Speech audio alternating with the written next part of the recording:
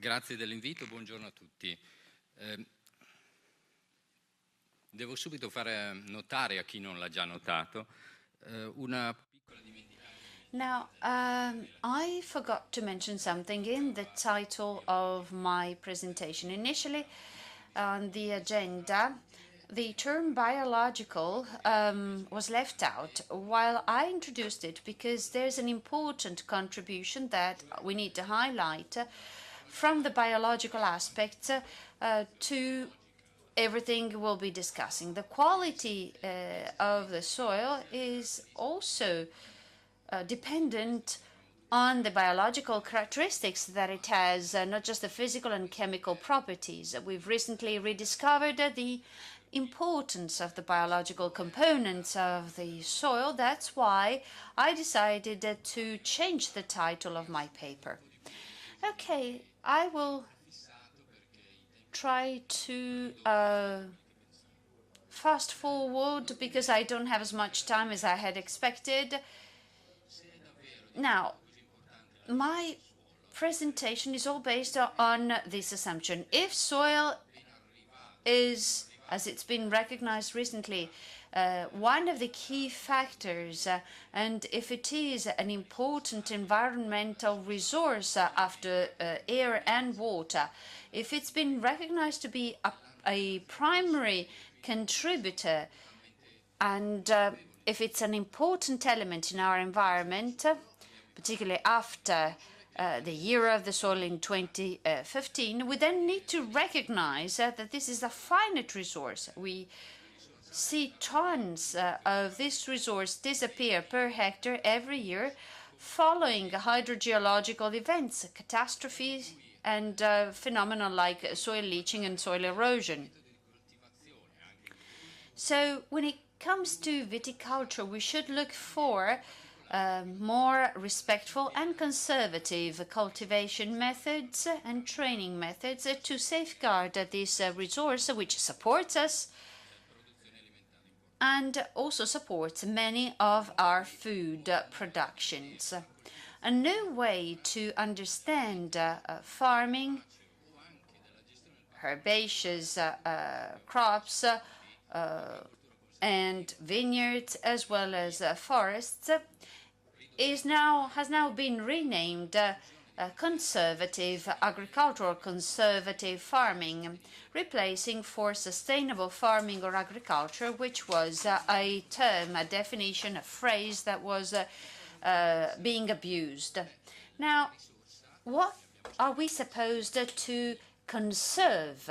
We need to conserve a resource which we've just discovered to be finite. So we need to implement techniques and practices that will preserve the quality of our soils, avoiding problems such as soil erosion, but also soil leaching, in other words, the erosion of fertility itself. Also, the compaction of the soils should be avoided because it eliminates a much-needed porosity.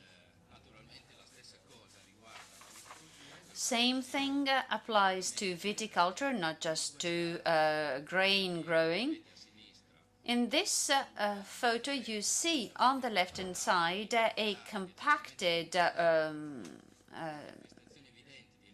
row with stagnating water, which is a problem we tend to see more and more because the weather events are becoming increasingly intense, while on the right-hand side you don't see the same problem. And that's an indication that the porosity and therefore the percolation are clearly better on the right-hand side than on the left-hand side. So this introduces what virtuous behaviors need to be adhered to when growing our crops to preserve the fertility and to preserve the right characteristics to keep the soil viable and functional. Now, the slides that I'm fast forwarding through were there to express another concept that I'll summarize very quickly. There's no conservative or a sustainable agriculture by small plots. There's nothing like that. You can only have a sustainable vineyard, the whole vineyard. As you may have understood, me and my colleague, Professor Poni, have been involved in agriculture for a long time now. I tend to work more on annual crops and not in viticulture, so I will translate everything I know from annual crops to viticulture. You can't really do sustainable fertilization. You have that is sustainable while all the rest is not. You can't sustainably conserve your vineyard while all the rest, including irrigation, is not sustainable. You can only term it sustainable if it is a sustainable practice throughout for the entire vineyard system or crop system. So there's a need to perceive the system from a holistic perspective without just taking care of individual aspects. From a Galilean point of view, it might be important to then study aspect by aspect. But while that must be done while keeping the whole system in mind at all times. I'd like to refer to terms that you may have heard, and increasingly so, which are soil health and soil quality. These two phrases coincide in terms of meaning, and as you can see here, I also deal with issues in developing countries.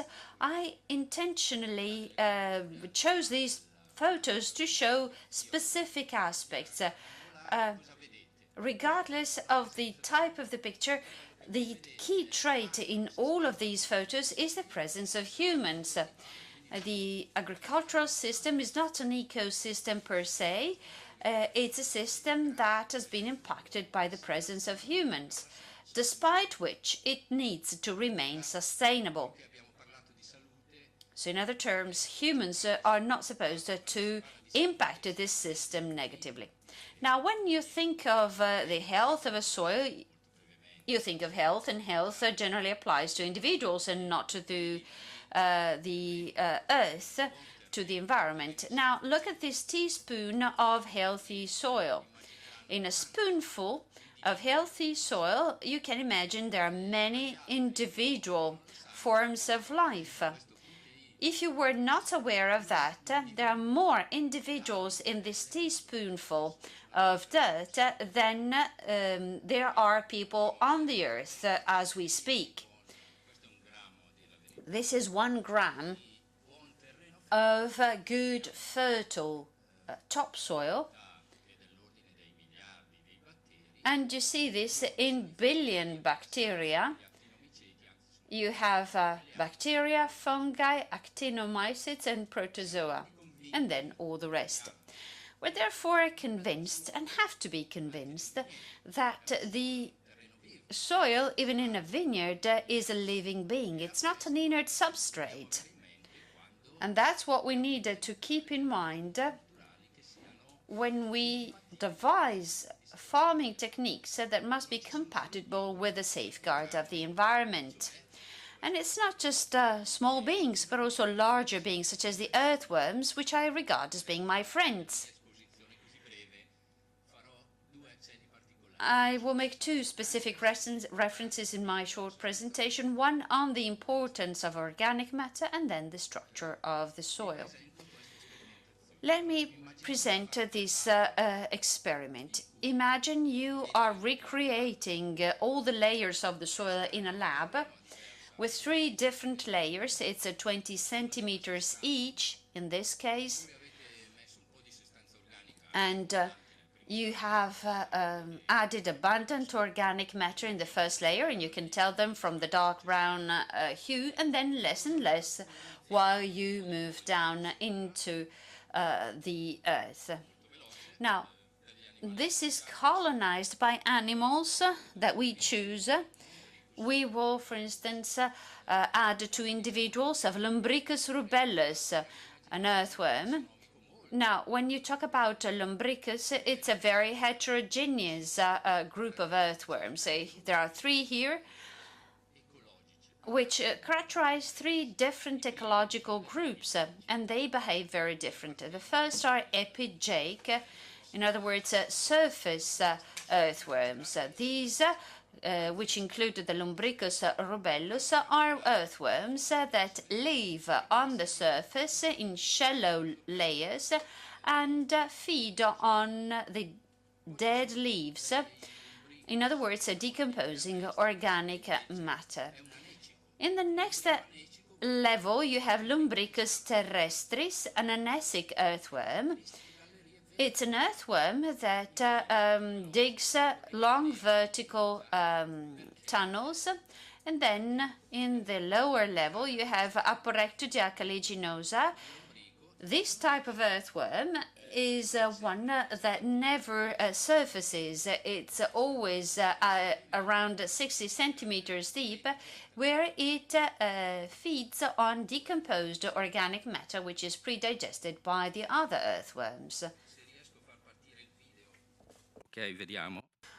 I hope I can offer you a video at this point.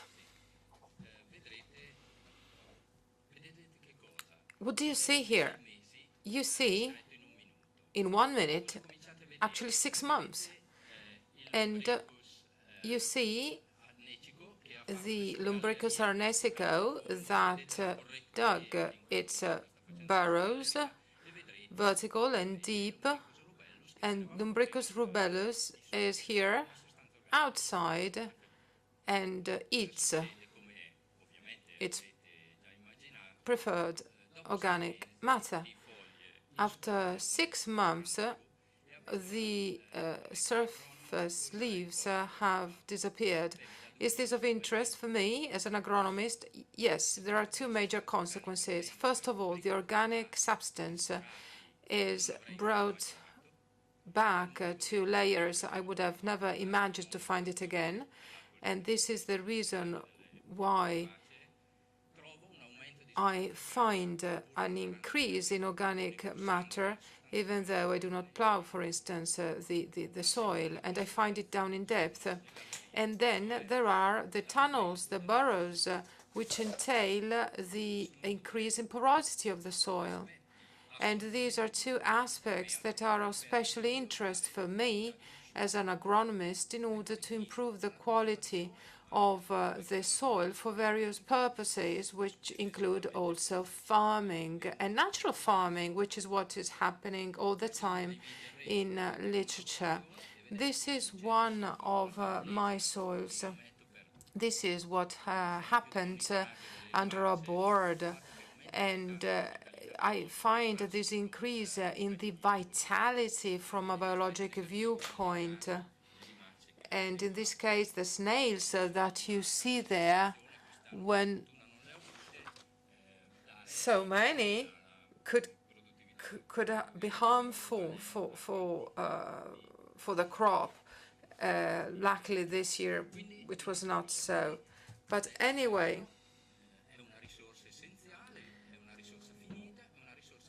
soil is an essential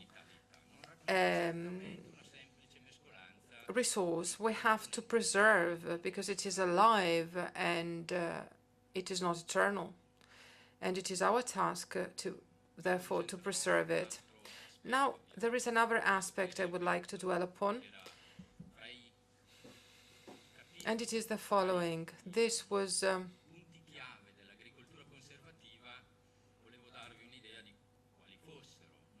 one of the key elements of conservative farming.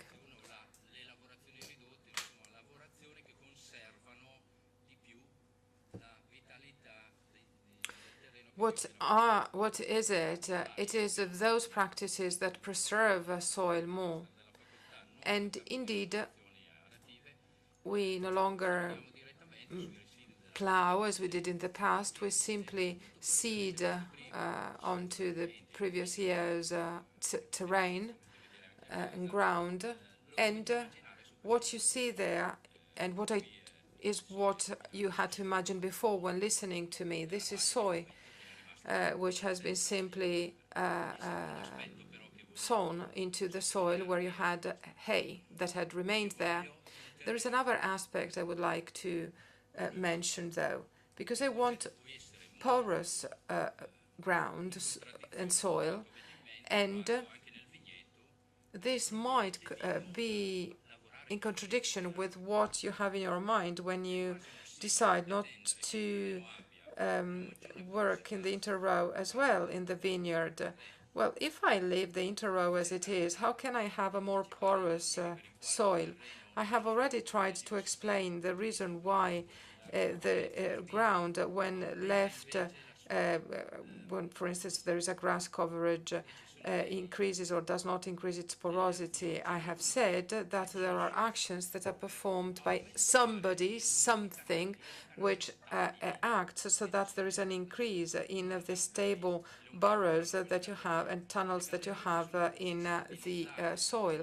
Earthworms is the example that we have seen. And of course, their excretions that they have to produce, the excrete that they have to produce in order to go through the soil is what makes it porous. And when you have water falling in huge quantities, it will go through these tunnels. And then there is another agent of porosity in the soil, and it is the roots of the plants that they also excavate and dig tunnels. They are of biologic origin. All these have a very fundamental feature, which is their interconnected porosity. It is an arborescence because there is a beginning and an end, and everything is connected. And if you think of the root of a vineyard which is covered in grass, what happens when the vines die out is that that space left by the roots will become a porous space, and it will host typical microflora. And we heard about this when talking about minerality, because it was said that microflora is so important for minerality. But you see, there are additional physical, chemical, and mechanical aspects to consider. And this is the reason why I wanted to show to you this image of a soil where you have a different approach, because it is a ploughed area and it is a humid place, and this has a consequence, while you have a totally different situation in other cases. And what you want to have is to have a glomerular appearance of a fertile ground. Now I will try and speed up. Particolarmente interessato questo, innamorato della sostanza organica, perché tutti noi stiamo sperimentando. Agronomists are all experiencing a reduction in organic matter and substances in the ground. Here we have data about one area in the area of Burana, which is in between the provinces of Modena and Ferrara. Here you see percentages, and it is averages. 2.83 in 1935, down to 1.55 in 1972. Farming practices have changed, and that is a reason, but especially animal farming has stopped there, and that is the main reason.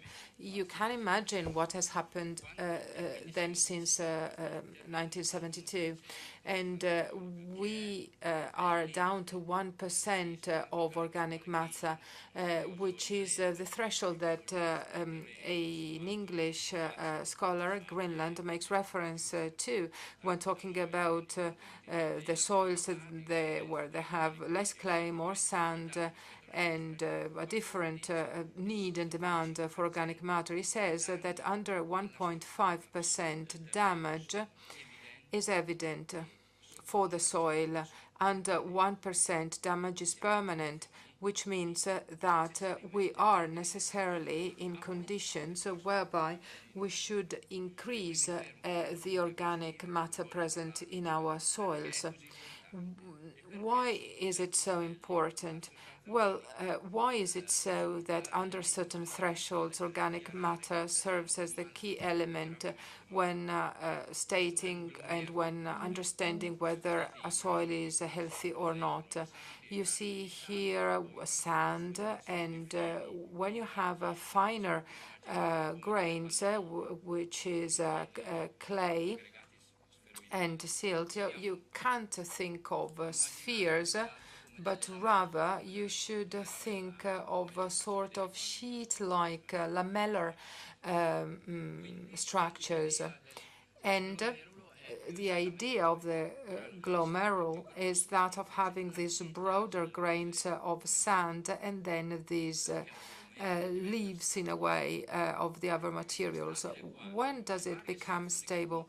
It does when the various particles, the various sections, for instance, quartz, which is sand, is in a way engaging with the other organic and inorganic cement structures. And this is the reason why organic matter is so important. It is these red spirals. They act as a cement, really, and glue together everything, keep together everything. So if it rains, even heavily, and even when you have a tractor moving on the soil, it is not that everything gets extremely excessively compact. I hope that I did not bore you. I tried to just focus on the key elements in the time allotted to me. The final slide tells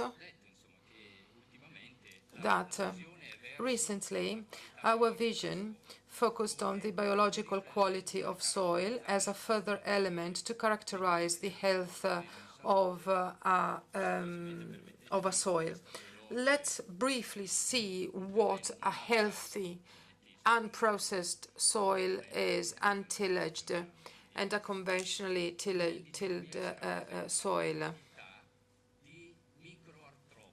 This is the quantity of microorganisms which colonize the soil. And after 3 years of non-tillage, this is the situation. And then you saw also the earthworms, which is what you have there. This is not updated data, but anyway, I can tell you that after 3, 4, 6 years of non-tillage, you have this situation. We sample 1 cube of a certain size and 20 centimeters, say, of cube. You find 4 earthworms in conventional tillage, and you have the other situation under a vineyard too. And this is an indication of the quality of the soil. So the idea is that we have to go for conservative and sustainable vine growing, but which one? I offer you some provocations. Shall we have this type of training that you see there? Should we have sort of precision vine farming, vine growing, sorry? Should we have landscape vine growing? Or should we go back to what we said in the beginning and approach everything in a holistic way? Do we have to have different things necessarily, or can we address everything together? Well, I think that our role is that of revealing the secrets of the soil, and we try and do that at university. I hope that I managed to shed light on a number of aspects here, and indeed the next speaker will explain things wonderfully.